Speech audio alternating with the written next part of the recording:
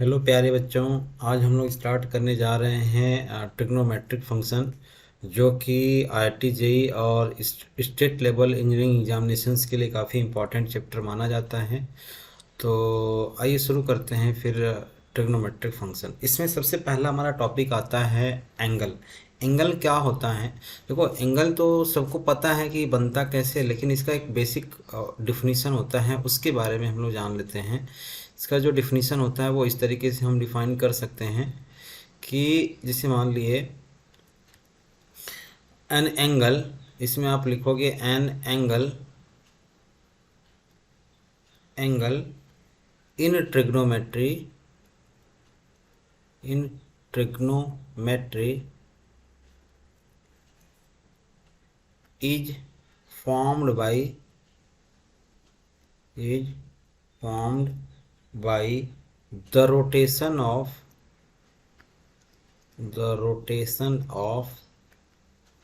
rotation of a ray in a plane, in a plane in a plane around the end point,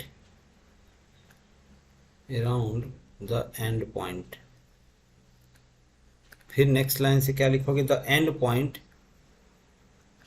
the end point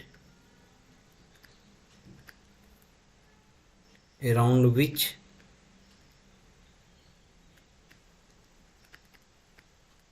which the revolving ray turns is called the vertex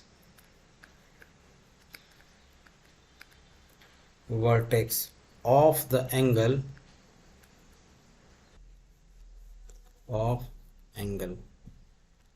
कहने का मतलब क्या हुआ यहाँ पे कि हमारे पास angle की अगर मैं बात करूँ तो एक हमारे पास क्या हो जाएगा, इनिशियल साइड होगा। ऐसे मान लो ये हमारा, इसको क्या बोलेंगे, ये रे हो गया, रे इनिशियल रे या इनिशियल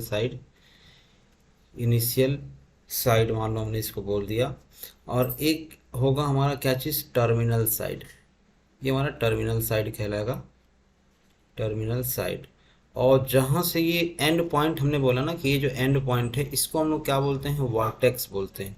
और amount of rotation initial side से टर्मिनल साइड में जितना रोटेट कर रहा है, इसी को हम लोग क्या बोलेंगे, एंगल बोलेंगे। तो डिफिनीशन में हमने क्या लिखा कि angle in trigonometry is found by the rotation of a रे इन अ प्लेन अराउंड एंड पॉइंट। तो ये एंड पॉइंट है, इसी को हम लोग क्या बोल रहे हैं, एंड पॉइंट। एंड पॉइंट का नाम अब हम लोग क्या बोलेंगे, वर्टेक्स बोलेंगे, जिसके अबाउट ये रोटेट कर रहा है। The end point around which the revolving ray turns is called the vertex of the angle and the amount of rotation, जितना ये रोटेट कर रहा है उसको हम लोग क्या बोलते हैं, एंगल बोलेंगे। जितना ये रोटेट करेगा उसके बारे में बात किया जा रहा है। तो नेक्स्ट हमारा आता है, नेक्स्ट आप हेडिंग डालोगे पॉजिटिव एंड नेगेटिव एंगल।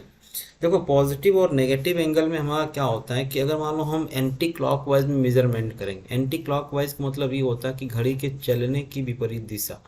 तो अगर एंटी क्लॉकवाइज मेजरमेंट हो रहा है तो एंटी क्लॉकवाइज में आप क्या करोगे, एंगल को पॉजिटिव लोगे। एंटी क्लॉकवाइज में पॉजिटिव एंगल माना जाता है, पॉजिटिव एंगल, ठीक, ये लिया जाता है। और क्लॉकवाइज अगर चलोगे तो क्या आ जाएगा, जिसको हम लोग बोलते हैं क्लॉकवाइज। तो इस केस में हम लोग क्या लेंगे, जहां भी मेजर करेंगे वो नेगेटिव एंगल होगा, नेगेटिव होगा। अच्छा, ये इनिशियल साइड और टर्मिनल साइड की जो मैंने बात किया, ये हमेशा हॉरिजेंटल ही हो, ये जरूरी नहीं है, ऐसे भी हो सकता है, ऐसे भी हो सकता है, ठीक। और ये अगर मान लो मैं एंटी क्लॉकवाइज में मेजर कर रहा हूँ, इसका रे का डायरेक्शन हमेशा आउटवर्ड होना चाहिए, तो ये हमारा क्या हो जाएगा, पॉजिटिव एंगल कहलाएगा। अगर मान लेते हैं हमारा इनिशियल साइड ये है, ये हमने इनिशियल साइड ले लिया और इधर हमने क्या ले लिया, टर्मिनल साइड ले लिया, तो टर्मिनल साइड फिर एंगल हमारा ऐसे आ जाएगा, जो कि माइनस थीटा की तरफ मेज़र किया जाएगा। अब नेक्स्ट मैं बात करता हूँ कि इसमें कई बार क्या होता है कि ये जो मान लो एक हमने रे लिया, एक सिंपल रे ले लेता हूँ ऐसे, ये एक रे ले लिया, ठीक, इसका डायरेक्शन यहाँ से आउटवर्ड डायरेक्शन में जा रहा है, और एक रे हमने ऐसे लिया जिसका डायरेक्शन इनवर्ड आ रहा है। तो फिर मैं इससे पूछा जाएगा कि इसका एंगल क्या होगा। तो एंगल हम लोग क्या करेंगे, हमने बताया कि वर्टेक्स से कोई भी एंगल जब मेज़र करोगे ना तो हमेशा आउटवर्ड डायरेक्शन में होगा, तो इसको क्या करेंगे, डॉट करके आगे बढ़ा देंगे। तो ये हमारा एंगल क्या हो जाएगा, थीटा हो जाएगा। थीटा हमने मान लो लिया है, तो इस केस में क्या करेंगे, ये हमारा एंगल होगा। इसको मैं कैसे मेज़र कर रहा हूँ, एंटी क्लॉकवाइज में। तो पहले तो माइनस लगा और क्लॉकवाइज में मेज़र कर रहा हूँ। तो पहले क्या करूँगा, ये टोटल एंगल मेज़र करते हैं। ये टोटल थीटा है, ये वाला थीटा है, तो ये टोटल कितना होता है, 180 होता है। तो 180 में से माइनस करूँगा कितना आएगा, 180 माइनस थीटा आएगा। ये 180 माइनस थीटा आ गया। अब इसके सामने मैंने माइनस इसलिए लगाया क्योंकि मैं क्लॉकवाइज मेज़र कर रहा हूँ। अगर मेरे को मान लो एंटी क्लॉकवाइज मेज़र करना होता तो मैं क्या करता, मैं इस रे से यहाँ तक ऐसे मेज़र करता, यहाँ से यहाँ तक। ठीक, तो यहाँ से यहाँ तक मेज़र करूँगा तो इसका मतलब ये होगा कि टोटल एंगल जो हमारा है वो कितना है, 360 है टोटल। यहाँ से यहाँ तक रिवॉल्विंग रे अगर मान लो बात करोगे तो ये टोटल 360 हो जाएगा। 360 में से आप क्या करोगे, 180 माइनस थीटा को माइनस कर दोगे तो आपका पता चल जाएगा कि कितना एंगल बनेगा। ठीक है, ये हम लोग बात कर रहे थे। तो आई होप आपको समझ में आ गया होगा कि यहाँ पे हम लोग क्या बात कर रहे हैं। नेक्स्ट हम लोग बात करने जा रहे हैं system for measurement of an angle. System क्या होता है, कैसे मेज़र किया जाता है, उसके बारे में बात करने जा रहे हैं। देखो हमारे पास सिस्टम जो हमारा होता है वो जनरली कौन कौन सा, एक जैसा कि आपको स्क्रीन के ऊपर दिख रहा है, एक सिस्टम होता है सेक्साडेसिमल सिस्टम और दूसरा हमारा सिस्टम होता है सर्कुलर सिस्टम। तो पहले हम लोग बात करेंगे किसके बारे में, पहले हम लोग बात करेंगे सेक्साडेसिमल सिस्टम। अच्छा, सेक्साडेसिमल सिस्टम को ही हम लोग क्या बोलते हैं, और इंग्लिश सिस्टम बोलते हैं, अंग्रेज़ों की देन है, या डिग्री सिस्टम बोलते हैं। डिग्री और रेडियन वगैरह वगैरह जो हम लोग मेज़र करते हैं ना, यही हमारा दो सिस्टम कहलाता है। ठीक, और भी सिस्टम होता है लेकिन हमारा IIT JEE वगैरह के सिलेबस में यही है, इतना ही हम लोग जानेंगे। ठीक है, इसके बाद हम लोग बात करते हैं पहले सेक्साडेसिमल सिस्टम के बारे में बात करते हैं। अच्छा, मैं आपसे पूछूं कि ये बताओ कि अगर जब आप लेंथ को मेज़र करते हो तो लेंथ का क्या क्या यूनिट होता है, लेंथ का हमारा क्या क्या यूनिट होता है, मीटर होता है, किलोमीटर होता है, सेंटीमीटर होता है। सिमिलरली हमारा क्या होता है, यहाँ पे भी वैसे ही होता है। सेक्साडेसिमल सिस्टम की अगर मैं बात करूँ तो जो सबसे छोटी यूनिट होती है वो होती है हमारा क्या चीज़, सेकंड होती है। सबसे बड़ी यूनिट जो हमारा होती है राइट एंगल। राइट एंगल तो सबको पता होगा कि वन राइट एंगल का वैल्यू किसके इक्वल होता है, इसको हम लोग लिख लेते हैं वन राइट एंगल। तो वन राइट एंगल का वैल्यू किसके इक्वल होगा, 90 डिग्री के। 90 डिग्री, इसके ऊपर डॉट लगा होगा तो ये हम लोग क्या बोलेंगे, डिग्री बोलेंगे। तो इसी को हम लोग लिख सकते हैं 90 डिग्री। 90 डिग्री, 90 डिग्री बोला जाएगा। अब हमारा होता है 1 डिग्री का वैल्यू, अगर मैं बात करूं 1 डिग्री, 1 डिग्री, तो ये जो हमारा आएगा वो इसको आप बोलोगे 60 sexagesimal minutes. 60 sexagesimal minute, 60 sexagesimal minute, जिसको हम लोग सिंगल डैश से रिप्रेजेंट करेंगे। यहाँ ऊपर था बिंदी या डॉट था, और यहाँ हमारा 60 मिनट का मतलब ये हुआ कि ऐसे सिंगल डैश से रिप्रेजेंट किया जाएगा। अब हम लोग बात करने जा रहे हैं कि अगर मान लो 1 मिनट की अगर मैं बात करूँगा, इसको मैंने 1 मिनट अगर मैं लिखूँगा तो 1 मिनट का वैल्यू किसके इक्वल आएगा, 1 मिनट का जो वैल्यू आएगा वो आ जाएगा 60 सेकेंड के। 60 सेकेंड या सेक्साडेसिमल सेकेंड बोल सकते हैं। ठीक है, इसको हम लोग 60 डबल डैश के ऊपर रिप्रेजेंट करेंगे। ये जो वैल्यू दिया हुआ है इसको हम लोग रिप्रेजेंट कैसे करते हैं, कई बार यूनिट कन्वर्जन में कई लोगों को प्रॉब्लम होता है। जैसे मान लीजिए अगर मैं ये बात करूं कि 2 राइट एंगल का वैल्यू किसके इक्वल आएगा, 2 राइट एंगल का value, 2 right angle is equal to कितना हो जाएगा, तो यहाँ पे आप क्या बोलोगे, इधर मल्टीप्लाई कर दो, 2 इंटू 90 डिग्री हो जाएगा। अच्छा, ये 2 इंटू 90 यानी 180 डिग्री हो जाएगा। अब यहाँ पे अगर मेरे से ये पूछा जाए कि 1 डिग्री का वैल्यू राइट एंगल के फॉर्म में लिखो तो क्या करेंगे, यहाँ पहले हम लोग यूनिट लिख लेंगे। कैसे, 90 degree is equal to 1 right angle, ये होता है राइट एंगल, ये हमने लिख लिया। अब अगर ये लिख लिया आपने तो क्या करोगे कि यहाँ पे अगर मान लो मेरे को 90 से डिवाइड कर देता हूँ दोनों जगह, ये 90 से डिवाइड कर दिया तो ये हमारा वैल्यू आ जाएगा 1 degree is equal to 1/90 right angle. Similarly ये जो हमने बात कर रहा था कि अगर मान लो 1 डिग्री का वैल्यू हमको किस में लिखना है, मिनट में लिखना है, हमने ये लिखा ना 1 degree is equal to 60 minute, तो 2 डिग्री इज इक्वल टू कितना आ जाएगा 120 मिनट आ जाएगा।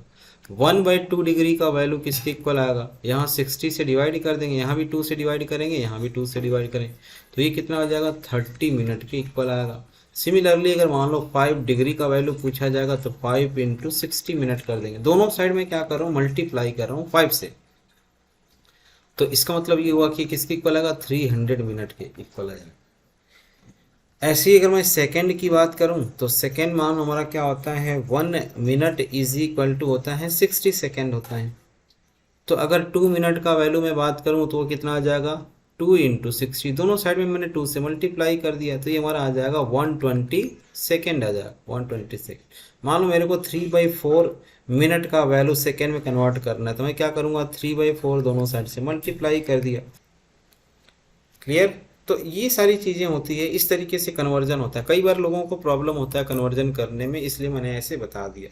नेक्स्ट हमारा आता है, नेक्स्ट हमारा हेडिंग आता है यानी नेक्स्ट टॉपिक आता है रिलेशन बिटवीन सर्कुलर सिस्टम क्या होता है भाई, इसके बारे में बात कर लेते हैं। अच्छा, सर्कुलर सिस्टम को ही हम लोग और क्या पढ़ते हैं, सर्कुलर सिस्टम को ही हम लोग बोलते हैं रेडियन मेजर या रेडियन सिस्टम बोल सकते हैं,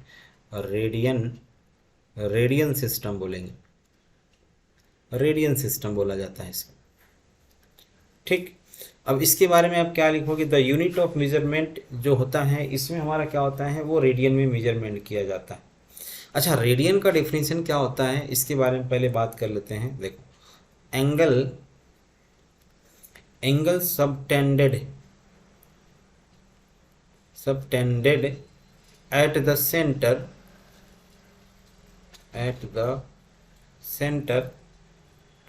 of a unit circle। Unit circle क्या होता है, जिसका रेडियस 1 होता है, 1 यूनिट होता है, of a unit circle by an arc of length 1 unit is said to have a measure of 1 radian. ठीक, देखो ये क्या बोला मैंने, ये एक्चुअली आपका एक डिफिनीसन है, जैसे हम लोग कूलॉम वगैरह का डिफिनीसन देते हैं वैसे ही। ठीक, जैसे क्या होता है यहाँ पे कि जैसे सपोज मान लिया हमने बोला यहाँ पे कि एक सर्कल है जो यूनिट सर्कल मतलब जिसका रेडियस 1 यूनिट होगा, 1 मीटर 1 सेंटीमीटर वगैरह। ठीक, और यहाँ पे जो एंगल मान लो ये बना रहा होगा, मान लो थीटा बना रहा होगा, तो ये बोला जा रहा है कि अगर मान लो आर्क लेंथ को हमने 1 यूनिट, एक्चुअली एक डिफिनीसन होता है, क्या होता है, एंगल इज इक्वल टू होता है आर्क डिवाइड बाय रेडियस होता है, आर्क डिवाइड बाय रेडियस। तो इसी डिफिनीसन से एक्चुअली क्या होता है, ये डिफिनीसन दिया जाता है रेडियन का, और सर्कुलर सिस्टम इसीलिए बोला जाता है कि मान लो इसको मैंने आर्क को ए बी बोल दिया, ये ओ है, ये एंगल थीटा बना रहा है, तो angle is equal to arc divide by radius लेंगे, तो आर्क लेंथ अगर मान लो मैं 1 यूनिट लेता हूँ और रेडियस भी मान लो 1 यूनिट लेता हूँ, तो ये जो वैल्यू आएगा वो किसके इक्वल आएगा, 1 रेडियन के इक्वल आएगा, यही बोला जा रहा है। ठीक, तो ये आपको समझ में आ गया होगा कि जो डिफिनीसन कैसे डिफाइन किया जाता है कि मान लो angle is equal to arc divide by radius है, तो वो आर्क का लेंथ 1 यूनिट ले लिया, रेडियस का भी 1 यूनिट ले लिया, तो ये जो वैल्यू आएगा वो रेडियन में आएगा। अच्छा, इसमें जो एक मान लो ये फार्मूला हमने अभी बताया, इसको आप ध्यान रखोगे कि यहाँ पे जो एंगल का मेजरमेंट हो रहा है वो हमेशा इन रेडियन मेजरमेंट किया जाएगा, इन रेडियन। ठीक, क्योंकि अगर आप उसको डिग्री में ले लोगे तो यहाँ पे हमारा जो वैल्यू आएगा वो गलत आने लगेगा, आप गलत जो वैल्यू है वो गलत निकलेगा। तो इसलिए जब भी आप इसको लिखोगे वो कैसा लिखोगे, रेडियन में ही लिखोगे, ध्यान रखना। नेक्स्ट हम लोग बात करने जा रहे हैं relation between the circumference of a circle of radius 1 unit is 2 पाई। मतलब ये हुआ कि अगर मान लो आर्क कितना घूमेगा यहाँ पे 2 पाई, अगर मान लो पूरा सरकमफरेंस घूमता है तो सरकमफरेंस का वैल्यू कितना होता है, 2 पाई आर होता है। तो 2 पाई आर में रेडियस हमारा क्या दिया हुआ है, 1 दिया हुआ है, तो 2 पाई आ जाएगा। इसका मतलब ये हुआ कि अगर मैं एंगल यहाँ पे निकालूँ तो एंगल का वैल्यू क्या आ जाएगा, 2 पाई हो जाएगा। और रेडियस हमारा ऑलरेडी 1 दिया हुआ, तो एंगल कितना बन जाएगा, 2 पाई रेडियन कहलाएगा। यही बताया गया है, इसको आपको ध्यान रखना है, क्योंकि इसी से हम लोग फार्मूला भी जनरेट करेंगे, जो यूनिट सर्कल का सारा फार्मूला निकल के आता है। ठीक, अभी हमने बताया जैसा कि एंगल इज इक्वल टू हमारा क्या होता है, आर्क डिवाइड बाय रेडियस होता है। ठीक, तो उसी फार्मूले का हमने क्या किया, यूज़ कर लिया। अब नेक्स्ट हमारा हेडिंग आता है, या नेक्स्ट वैल्यू हमारा आता है, क्या आता है, relation between degree and radian. ये बड़ा इंपॉर्टेंट है, आपको ये जानना है, degree and radian, very important topic, relation between degree and radian.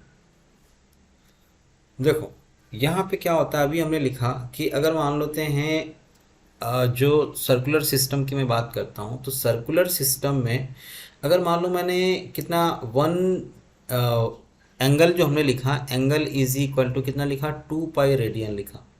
और 2 पाई रेडियन में अगर मैं टोटल एक चक्कर लगा रहा हूँ, कितना डिग्री घूम रहा हूँ, 360 डिग्री घूम रहा हूँ। देखा जाए तो अगर डिग्री सिस्टम में बात करूँगा तो 2 पाई रेडियन का वैल्यू किसके इक्वल आ रहा है, 360 डिग्री के। या मैं ये भी बोल सकता हूँ कि पाई रेडियन का वैल्यू वो किसके इक्वल आ जाएगा, 180 डिग्री के इक्वल आ जाएगा, 180 डिग्री। और यही हमारा जो बनता है ना, यही हमारा एक बेसिक फार्मूला बन जाता है, जिसका यूज़ करके हम सारे डेरिवेशन को इसमें निकालेंगे। Pi radian is equal to 180 degree. बस इसी चीज़ को आपको याद रखना है। तो अगर मान लो पाई रेडियन का वैल्यू 180 डिग्री आ रहा है, तो 1 रेडियन का वैल्यू किसके इक्वल आएगा, मैं दोनों जगह पाई से डिवाइड कर दूंगा, पाई डिवाइडेड बाई पाई, और रेडियन इज इक्वल टू कितना आ जाएगा, 180 डिवाइडेड बाई पाई डिग्री हो जाएगा, ये डिग्री हो जाएगा। मतलब ये हुआ कि 1 रेडियन का जो वैल्यू आएगा वो किसके इक्वल आएगा, 180 डिवाइड बाई पाई डिग्री के इक्वल आएगा। ये डिग्री में आ गया। अच्छा, डिग्री में जो हमारा वैल्यू होता है ना, 180 अपन पाई के फॉर्म में थोड़े लिखा होता है, तो इसको मैं एक काम करते हैं, कन्वर्ट कर लेते हैं। 180 अपन पाई, पाई का वैल्यू होता है 22 divide by approximate value 22 divide by 7 होता है। तो मैंने क्या किया, 180 इंटू 7 डिवाइड बाई 22 लिख लिया। 2 से कैंसिल करेंगे तो 90 आ जाएगा, 90 इंटू 7 डिवाइड बाई 11 हो जाएगा, यानी 630 डिवाइड बाई 11 हो गया। तो देखो यहाँ पे अब मैं क्या करूँगा, इसको डिवाइड करता हूँ। पहले 630 को डिवाइड करूँगा किससे, 11 से।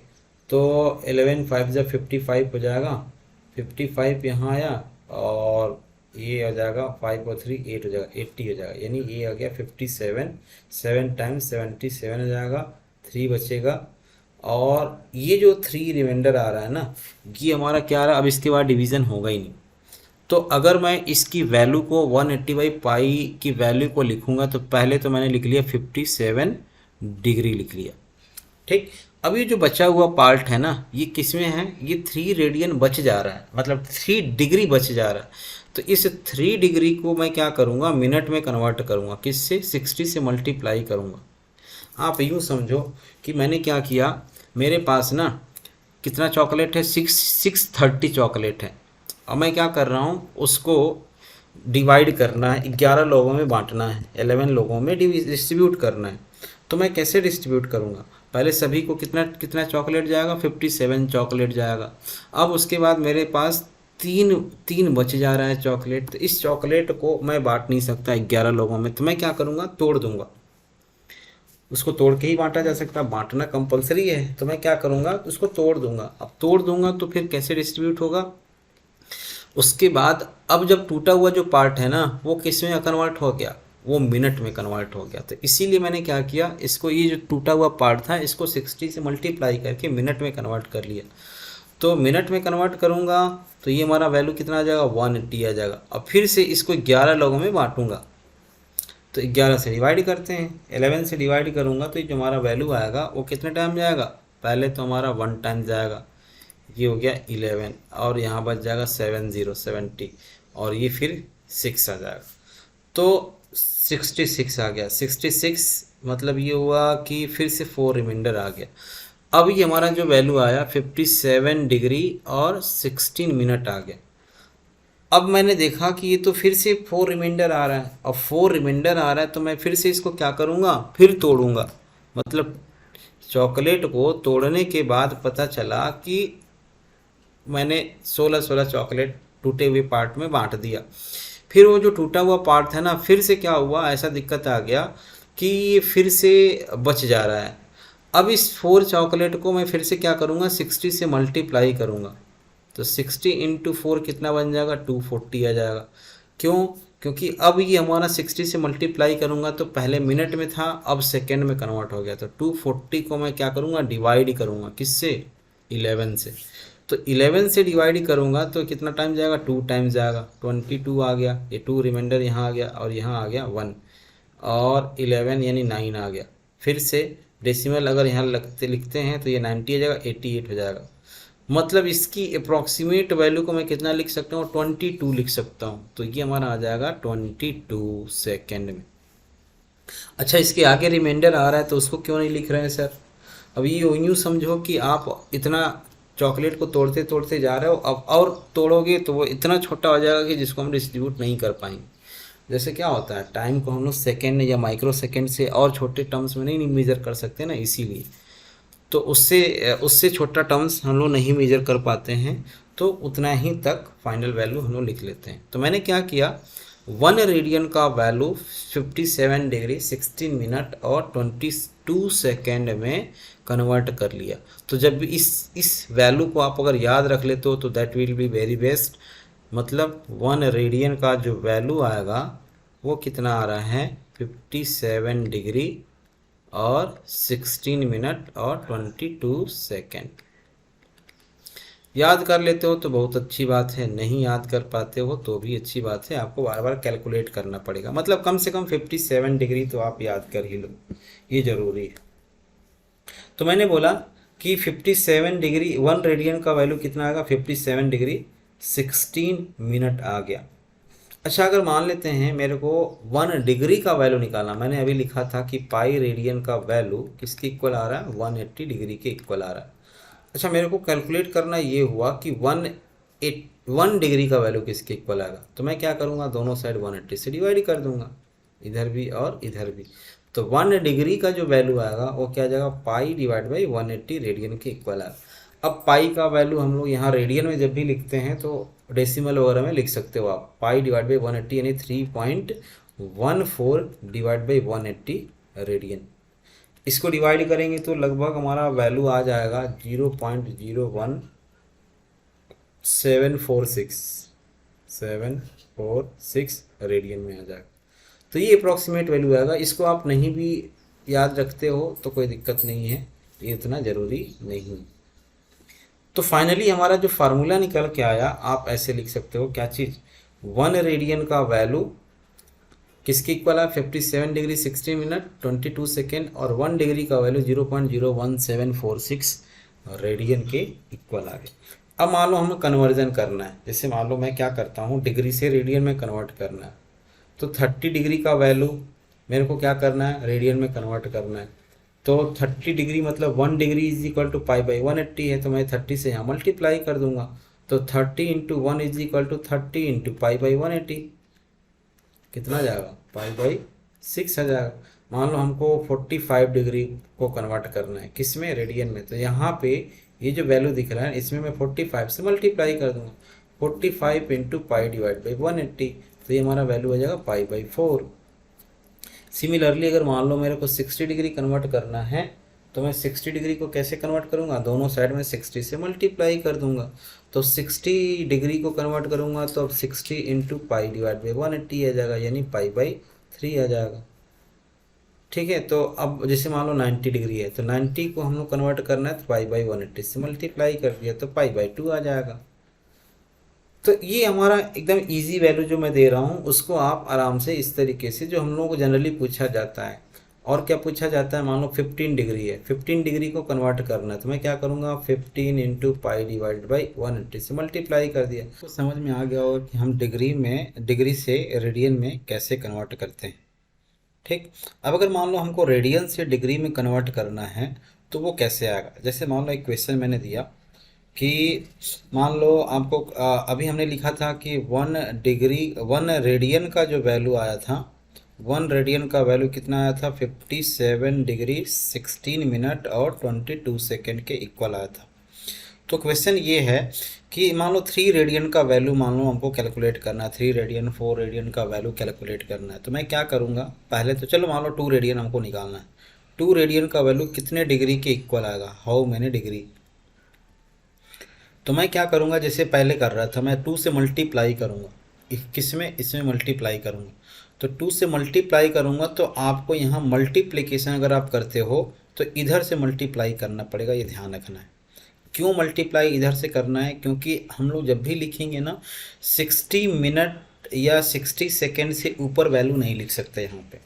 वो क्या आएगा, जैसे मान लो 60 से ऊपर आएगा तो वो आकर के इधर ऐड हो जाएगा, मिनट में ऐड हो जाएगा। अगर 60 मिनट से ऊपर का वैल्यू आ रहा है तो फिर क्या हो जाएगा, 1 डिग्री में कन्वर्ट हो जाएगा, यानी ऐड हो जाएगा।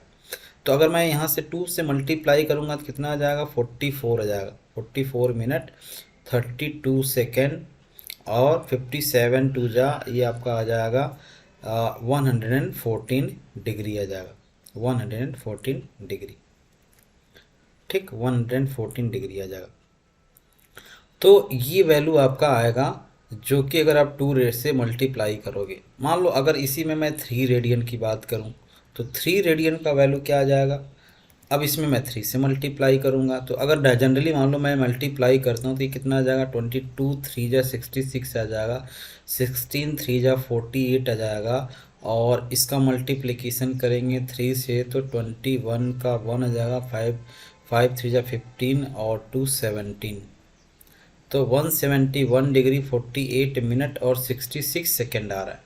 जो कि ये रिप्रेजेंटेशन या लिखने का तरीका गलत है, क्योंकि यहाँ 66 सेकेंड आ रहा है। तो मैं क्या करूँगा, इसको इधर लेके आ जाऊँगा एक, तो 171 डिग्री और ये आ जाएगा 49 मिनट, और बचा कितना यहाँ 60 सेकेंड, मान लो आपने निकाल लिया तो बचेगा कितना 6 सेकेंड बच जाएगा। तो ये 3 रेडियन का वैल्यू आ जाएगा। इस मेथड से बस अप्रॉक्सीमेशन वैल्यू हम लोग निकालते हैं, एग्जैक्ट वैल्यू नहीं निकाल सकते, क्योंकि हमने ऑलरेडी यहाँ पे 22 से जो सेकेंड था ना वो ऑलरेडी अप्रॉक्सीमेट वैल्यू ही मैंने लिखा था, इस वजह से हम ऐसा नहीं कर सकते। बात करने जा रहे हैं कि अगर मान लो मेरे को कैलकुलेट करना हुआ, जस्ट सपोज मान लो मैंने 11/3 रेडियन को हमको कैलकुलेट करना है, डिग्री में कितना आएगा। तो वही काम करेंगे जो अभी हमने किया था। क्या करेंगे कि पाई डिवाइड बाई 180 से मल्टीप्लाई कर लेते हैं, मतलब 11/3 इंटू कितना था 180 अपन पाई से मल्टीप्लाई कर लिया है। इसको सॉल्व कर लेते हैं तो 11/3 है और 180 डिवाइड बाई 22 डिवाइड बाई 7 ऊपर चला गया, इससे इसको कैंसिल कर देते हैं, 2 आ जाएगा, और 2 को कैंसिल करेंगे तो 90 आ जाएगा, और फिर 3 को 90 से कैंसिल करेंगे तो 30 आ जाएगा। तो यानी हमारा आ जाएगा 210 डिग्री आ गया। ये तो एकदम सिंपल कैलकुलेशन मैंने दे दिया। मान लो हमने दे दिया कोई ऐसा वैल्यू दे दिया, चलो मान लो मैंने को 5 रेडियन कैलकुलेट करना है, 5 रेडियन को डिग्री में कैलकुलेट करना है, इस मेथड से नहीं, मल्टीप्लाई कर वाले मेथड से नहीं करना है, जो कैलकुलेट करते हैं उसका यूज़ करेंगे हम लोग, जैसे अभी यहाँ पे किया। तो मैं क्या करूँगा 5 इंटू 180 डिवाइड बाई पाई से मल्टीप्लाई करूँगा।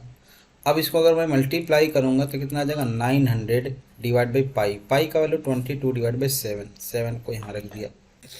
अब ये आ जाएगा 6300 डिवाइडेड बाई 22, और डिवाइड करूँगा इसको 11 से, मतलब 2 से डिवाइड करूँगा तो यहाँ आ जाएगा 11 और यहाँ आ जाएगा 3150, 3150 आ जाएगा।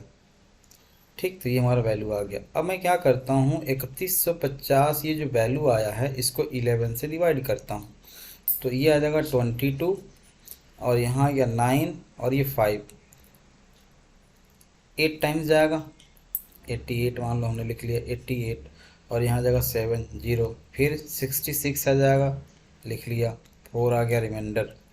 तो अब ये जो 4 रिमाइंडर आ गया ना, ये किस में आया, 4 डिग्री में आया। तो ये पहले तो हमारा इसका आंसर क्या आया देखा जाए तो, ये जो हमारा वैल्यू आया 286 डिग्री आ गया। मतलब हम किसको कन्वर्ट कर रहे हैं, 5 रेडियन की वैल्यू को कन्वर्ट कर रहे हैं। 5 radian is equal to what, तो ये आ गया 286 डिग्री में आ गया। अब 286 डिग्री के बाद हमारा बच क्या रहा है, 4 रिमाइंडर बच रहा है, और ये किस में है, डिग्री में। तो मैं क्या करूँगा, इसको 60 से मल्टीप्लाई करूँगा, तो बच गया 240।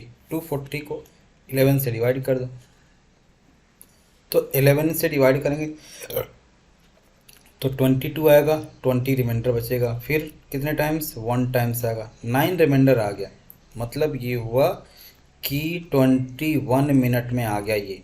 अब 9 को मैं क्या करूँगा, मल्टीप्लाई करूँगा 60 से, तो 540 आ जाएगा। 540 को मैं डिवाइड करूँगा किससे, फिर से 11 से, तो 11 से डिवाइड करूँगा तो 4 टाइम जाएगा, 44 हो जाएगा, और यहाँ आ जाएगा 10 बच जाएगा, 100, तो 9 आएगा 49।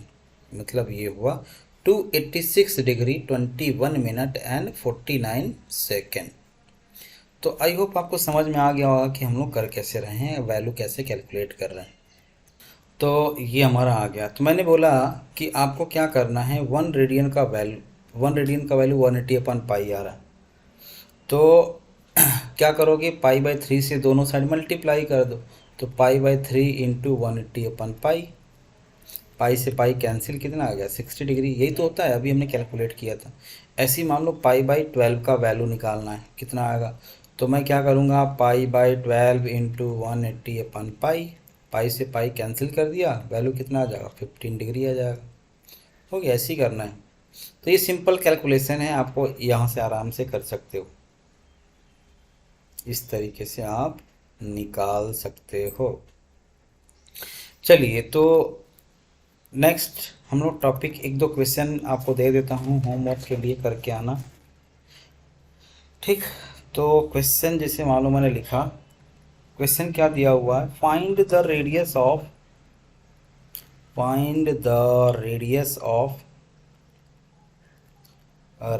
Of the circle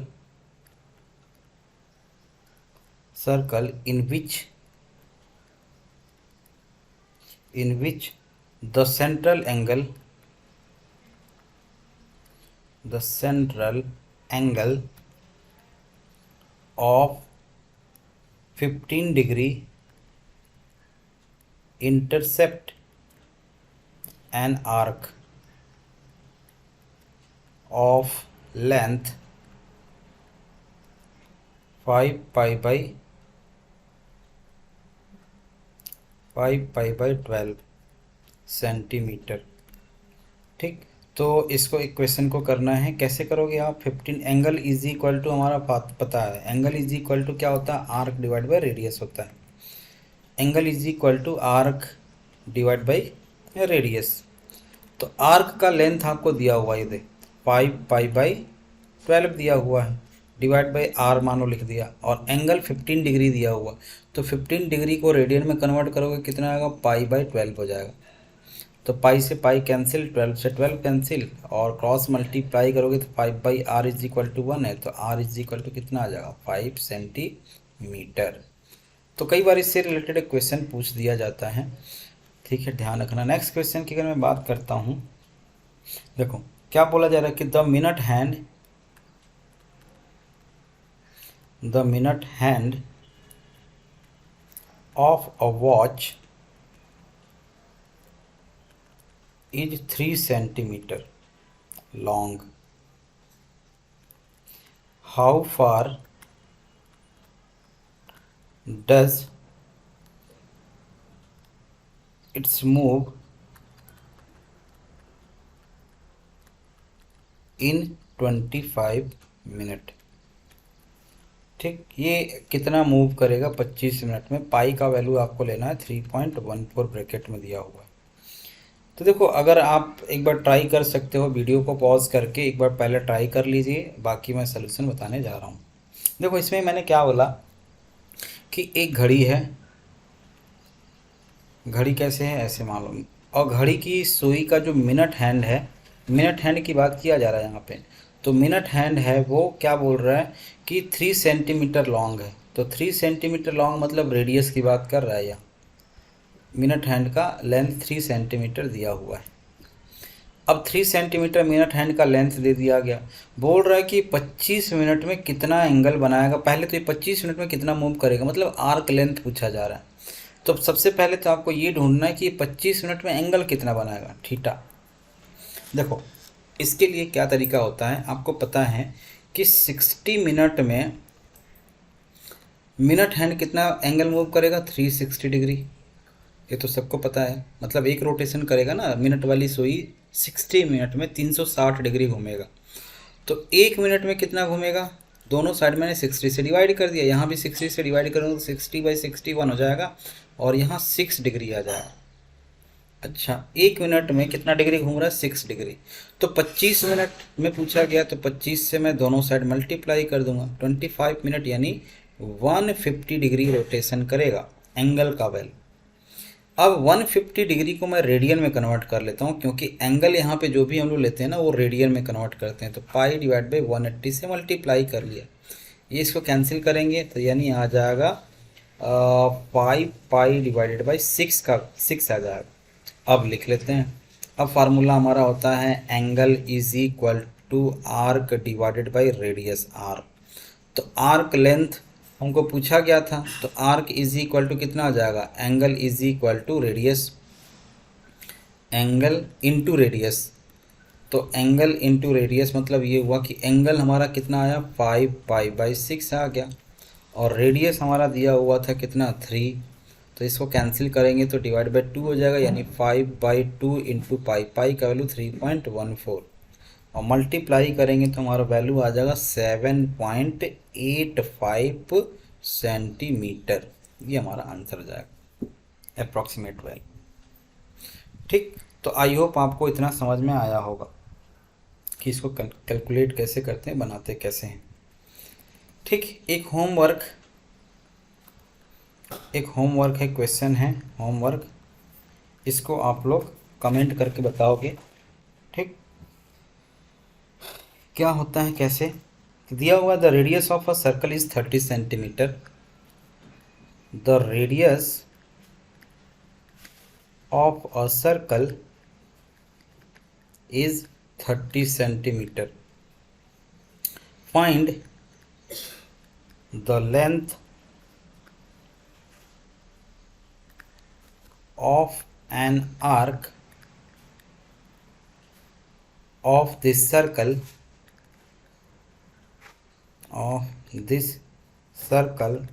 if the length of the chord of the arc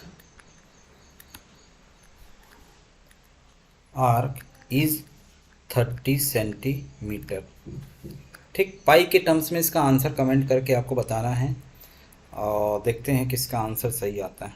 ठीक, चलिए, तो नेक्स्ट हम लोग बात करने जा रहे हैं किसके बारे में, अब हम लोग बात करने जा रहे हैं एरिया ऑफ सेक्टर के बारे में बात कर लेते हैं। एरिया ऑफ सेक्टर क्या होता है, नेक्स्ट आप हेडिंग डालोगे area of sector.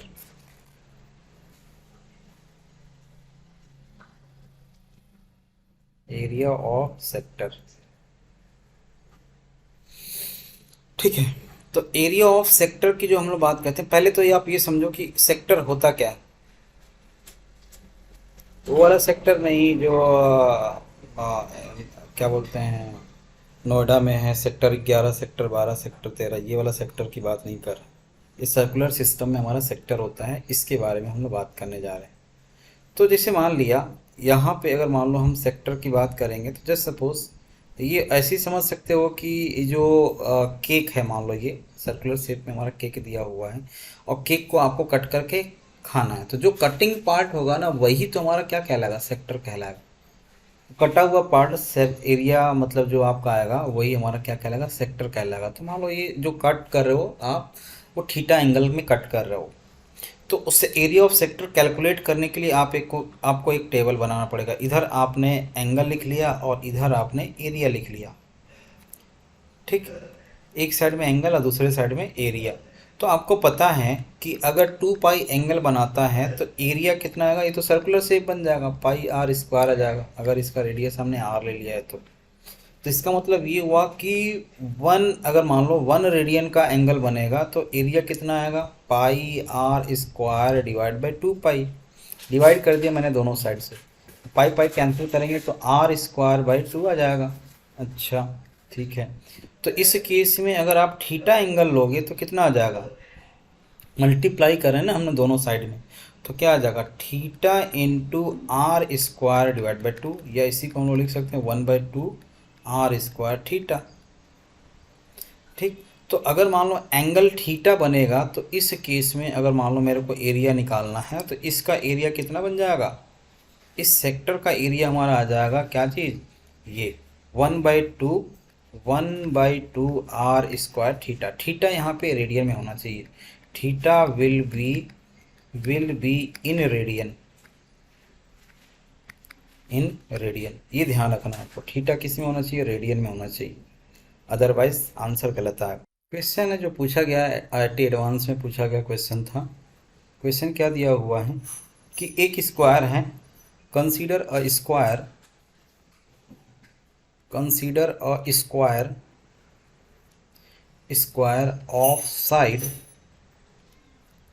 Of side 4 centimetre.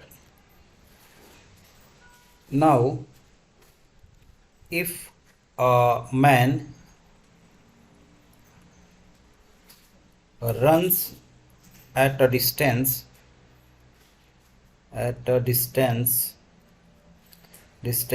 of 1 centimeter from the sides of the square,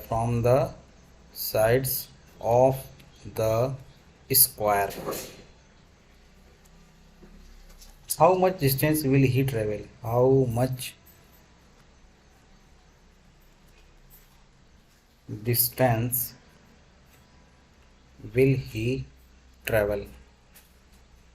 अच्छा क्वेश्चन है। मतलब आपको लगेगा कि अगर आप इसको बनाओगे तो रैंडमली बनाओगे तो आपको लगेगा कि इसका बड़ा आसान आंसर है, लेकिन आसान है भी, बस आपको थोड़ा सा कॉन्सेप्ट को समझना है, टफ भी नहीं है।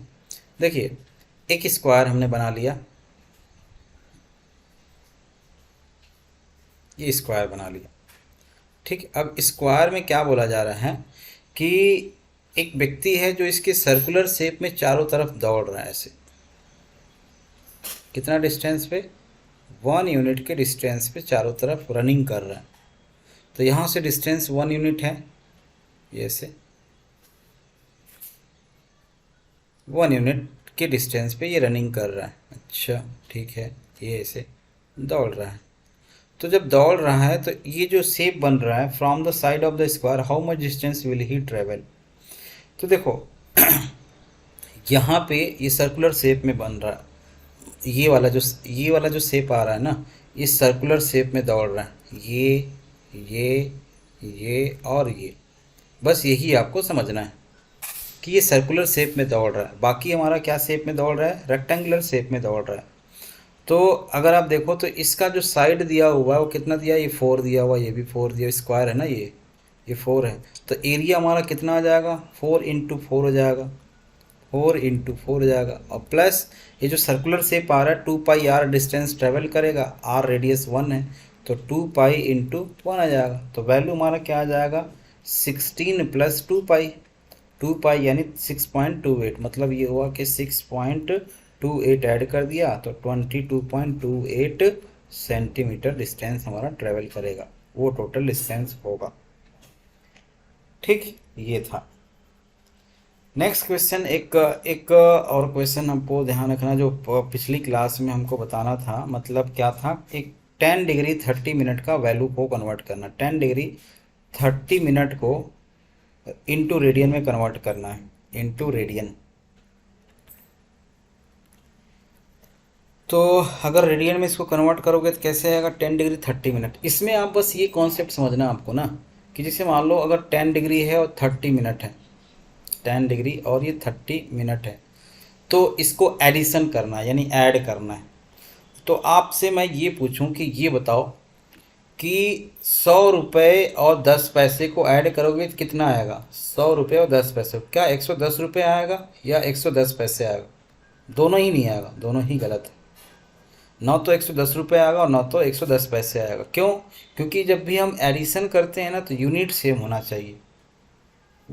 किलोग्राम को किलोग्राम के साथ ऐड करोगे, मीटर को मीटर के साथ ऐड करोगे, मीटर को किलोग्राम के साथ थोड़ी ऐड कर सकते हैं। तो सेम पैटर्न यहाँ पे भी है। क्या करोगे, 10 डिग्री रहने दो, 30 मिनट को 30 डिवाइड बाई 60 डिग्री में कन्वर्ट कर लिया, तो कितना आ जाएगा, 10 डिग्री प्लस 1/2 डिग्री आ गया। अब इसको सॉल्व करोगे तो 21/2 डिग्री आ गया।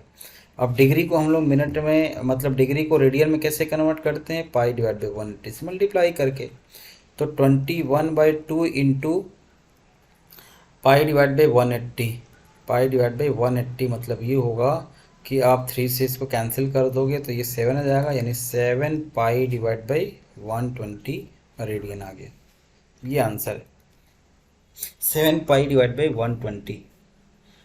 ठीक, आई होप आपको समझ में आ गया होगा। चलो नेक्स्ट हम लोग बात करते हैं एरिया ऑफ, अभी हमने क्या निकाला था, एरिया ऑफ सेक्टर निकाला था। और एरिया ऑफ सेक्टर का जो वैल्यू आया था वो क्या था, एरिया ऑफ सेक्टर का जो वैल्यू आया था वो आया था 1/2 r² थीटा आया था। ठीक, ये सर्कुलर शेप में एरिया ऑफ सेक्टर, जिसको आपने क्या बोला था, केक, केक काट के खा रहे थे हम लोग, इसमें से कुछ पार्ट को खा रहे थे, ये वाला शेप था ऐसे। तो ये हमारा क्या है, केक है, और केक का कुछ थीटा वाला पार्ट जिसका एरिया हमने ये निकाला है 1/2 r² थीटा, अगर रेडियस r है तो। अब एक्चुअली हमको क्या निकालना है ना, सेगमेंट का एरिया निकालना। अच्छा, सेगमेंट क्या होता है, सेगमेंट का मतलब ये हुआ कि ये वाला पोर्शन, ये जो नीचे वाला पोर्शन है ना, इसकी बात किया जा रही है, ये वाला, ये सेगमेंट होता है। तो इस सेगमेंट का हमको एरिया निकालना है, तो उसके लिए हमको क्या करना पड़ेगा, ट्रायंगल का एरिया निकालना पड़ेगा। अच्छा, ट्रायंगल का एरिया निकालने के लिए हमको क्या करना पड़ेगा, क्यों ट्रायंगल का एरिया क्यों निकालना पड़ेगा, क्योंकि आप ना सेक्टर के एरिया में से अगर ट्रायंगल के एरिया को निकाल लोगे तो माइनस कर दोगे तो आपका मिल जाएगा क्या चीज़, सेगमेंट का एरिया निकल जाएगा। तो उसके लिए हम लोग क्या करेंगे, एरिया ऑफ ट्रायंगल निकालेंगे, AREA, area of triangle, area of triangle निकालते हैं भाई। तो एरिया ऑफ ट्रायंगल अगर मान लो निकालोगे तो वो कैसे आएगा, एरिया ऑफ ट्रायंगल, देखो क्या करते हैं, एक ट्रायंगल बनाते हैं ऐसे, इसी ट्रायंगल को मैंने बाहर निकाल के बना लिया ऐसे। और जब हम परपेंडिकुलर ड्रॉप करते हैं, 10th में हमने पढ़ा था कि अगर यहाँ से परपेंडिकुलर ड्रॉप करोगे तो ये दोनों इक्वल पार्ट में डिवाइड होते हैं। यहाँ ऐसा दिख नहीं रहा है, एक बार और एक काम करते हैं, एक बार और बना लेते हैं इसको। हमने एक सर्कल बना लिया ऐसे, ठीक, और यहाँ पे एक लाइन ड्रॉ कर लिया,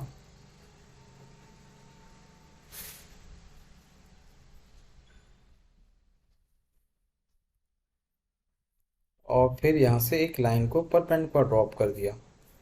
देखो ये भी गड़बड़ हो गया, तो यहाँ से चलो ऐसे मैंने ड्रॉ कर लिया। जब परपेंडिकुलर ड्रॉप करोगे तो ये दोनों इक्वल वेट, इक्वल लेंथ के होंगे, और यहाँ से इनको मिला दिया, दोनों क्या है, रेडियस है। ठीक, एक चीज़ और हम लोग पढ़े हैं कि जो यहाँ पे एंगल बनेगा ना, हमने थीटा लेके चला था, तो ये क्या बन जाएगा, θ/2 बन जाएगा, θ/2। चलो ये O है, ये A है और ये B है। तो एरिया ऑफ ट्रायंगल हमारा क्या होता है, 1/2 बेस इंटू हाइट का फार्मूला लगाते हैं, बेस इंटू हाइट का फार्मूला लगा लेते हैं, देखते हैं क्या आता है। अच्छा, इस ट्रायंगल को मैं क्या करता हूँ, थोड़ा अलग किनारे लिख लेता हूँ, यानी अलग से बना लेता हूँ, ट्रायंगल को मैं इधर अलग से ड्रॉ कर लेता हूँ, कर लिया, चलो ठीक है। अब कर लिया तो यहाँ पे मैंने परपेंडिकुलर मान लो ऐसे ड्रॉ कर लिया। ये एंगल कितना है, θ/2 आ रहा है, और ये एंगल θ/2 आ रहा है। ये ए है, ये बी है, और ये मान लो ओ है। ये रेडियस आर होगा, ये भी आर होगा। इसको मैंने एक पॉइंट मान ले लिया, एम मान ले लिया।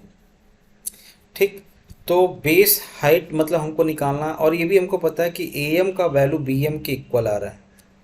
तो इसका मतलब ये हुआ कि साइन θ/2 का वैल्यू क्या आ जाएगा, साइन θ/2 इज इक्वल टू, यहाँ हमारा बेस हो जाएगा, तो बेस क्या आ जाएगा, sine theta is equal to perpendicular divided by hypotenuse होता है, यानी A M divided by hypotenuse. Hypotenuse क्या होगा, ओ ए होगा, ओ ए यानी आर।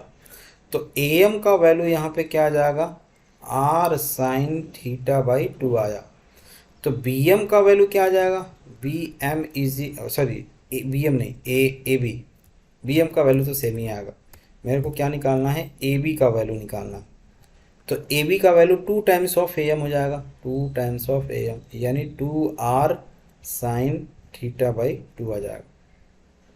ठीक है, अब मैं क्या करता हूँ, फिर इसी ट्राइंगल में क्या निकाल लूँ, हाइट का लेंथ निकाल लेता हूँ ओ एम का। तो उस केस में मैं क्या करूँगा, cos θ/2 करूँगा। cos θ/2 यानी बेस डिवाइड बाय हाइपोटेन्यूस करूँगा, तो base O M divide by hypotenuse O A. मतलब ये हुआ कि ओ एम का जो वैल्यू आएगा, ओ ए का वैल्यू है आर cos θ/2 आ जाएगा, आर cos θ/2 हो जाएगा। अच्छा ठीक है, तो अब जो फार्मूला है यानी एरिया का फार्मूला था उसमें रख देता हूँ, 1/2 बेस का वैल्यू है 2r साइन θ/2, और हाइट का वैल्यू है r cos θ/2।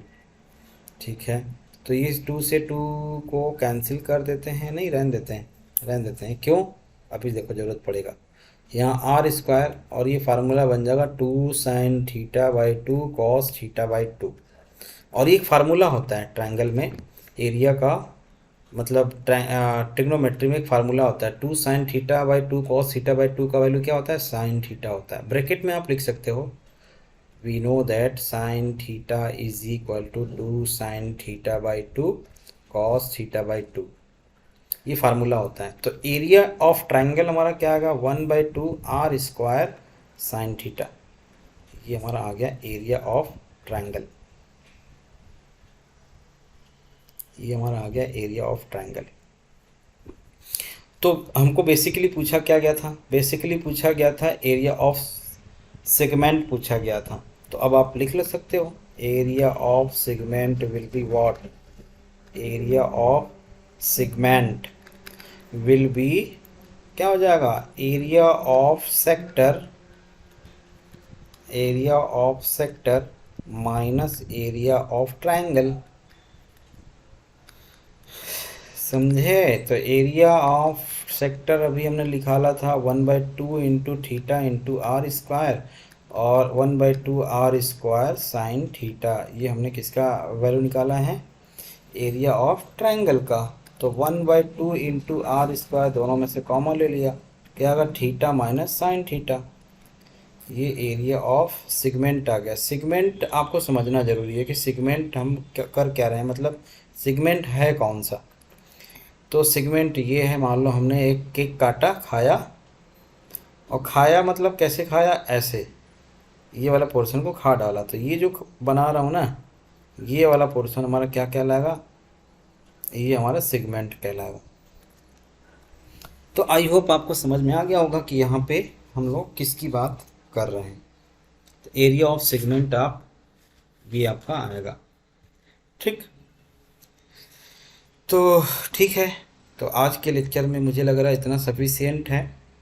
नेक्स्ट लेक्चर में हम लोग पढ़ने वाले हैं ट्रिग्नोमेट्रिक फंक्शन, जिसमें हम लोग बात करेंगे वही ट्रिग्नोमेट्री एंगल निकालना, और ट्रिग्नोमेट्रिक रेशियो के बारे में बात करेंगे। कुछ फार्मूला होता है जो 10th में आप पढ़े होगे, जानते होगे, उसके बारे में बात करेंगे। ठीक है, तब तक के लिए thank you, tata bye bye.